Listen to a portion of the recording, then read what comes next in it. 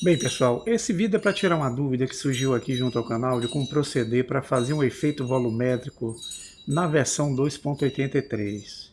Sabemos que a partir da versão 2.91 foi criado o Mesh to Volume que permitia a gente criar isso de modo prático. Na versão 2.83 não tem esse recurso. Então eu queria mostrar a vocês como é que a gente pode fazer aqui dentro do Blender de forma prática o mesmo efeito e vamos acompanhar aqui as dicas, tá? Essa é uma versão 2.83. Eu vou excluir o objeto cúbico e vou adicionar na área desse exemplo aqui o Monkey, que é a nossa macaquinha Suzana. Eu vou usar o S de escala para aumentar bastante, fazendo com que ela engula a câmera e ao mesmo tempo engula também a nossa lâmpada.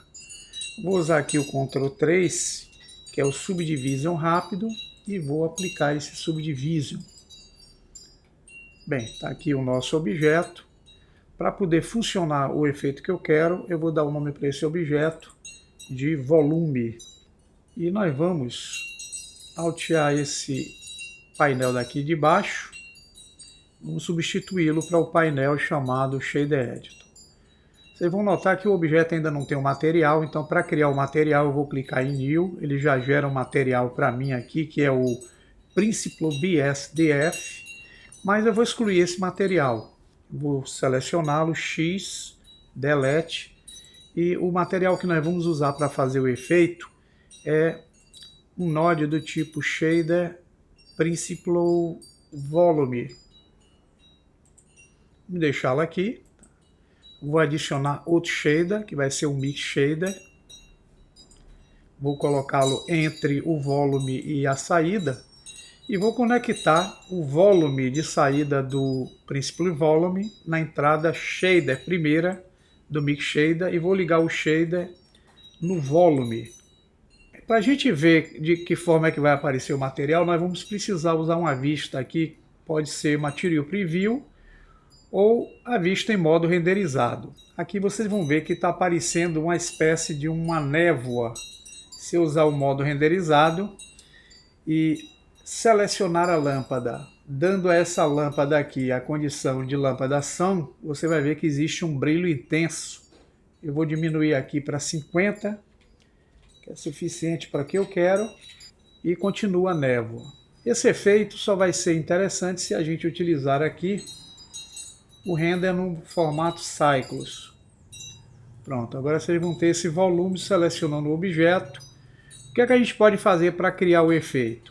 Inicialmente nós vamos trazer esse Principal para baixo e vamos adicionar aqui em cima um node Texture do tipo Noise, que é um node de ruído. Vamos deixá-lo aqui, tá? Eu vou selecionar esses dois nodes que estão aqui à direita, trazê-lo mais para cá para ter espaço. E nós vamos conectar aqui entre o Noise Texture e o Mix Shader um node conversor do tipo Color Ramp. Vamos colocá-la aqui. Agora eu vou ligar o Factory do Noise na entrada Factor do Color Ramp e a saída Color na opção Factor do Mix Shader. Aqui por enquanto ainda nós não temos o efeito desejável, mas nós vamos vir aqui no node Principal Volume e na densidade nós vamos diminuir para 0.1. E a gente começa a ter um efeito de névoa aqui, ó, como vocês podem ver junto ao objeto. Aqui agora vocês podem aumentar um pouquinho essa escala para dar a referência que vocês precisam. E eu vou usar aqui mais um node, que vai ser o node Shader Transparent BSDF. Vou ligá-lo aqui e vou conectar no segundo shader. Agora vocês começam a ver nesse efeito aqui uma silhueta com um formato esfumaçado. Vamos trazer então essa setinha um pouco mais para cá, para o meio, e a setinha escura também.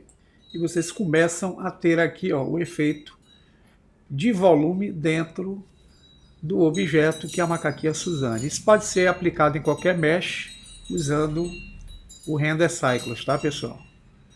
Bem, se vocês quiserem aumentar a intensidade com que vai aparecer esse efeito da nuvem, eu vou só baixar esse painel para ficar mais interessante. eu posso simplesmente selecionar o objeto, voltar aqui na luz e dar uma força maior aqui se eu quiser. Posso deixá-la aqui com 100. Eu dou mais intensidade no efeito volumétrico, selecionando o objeto. Eu posso alterar os parâmetros que estão aqui no detalhes, distorção e também na escala do efeito sobre o objeto. Lembrando a vocês, quanto menor, eu consigo dar um espaçamento maior aqui para criar o efeito volumétrico que vocês estão vendo aqui junto à forma do objeto.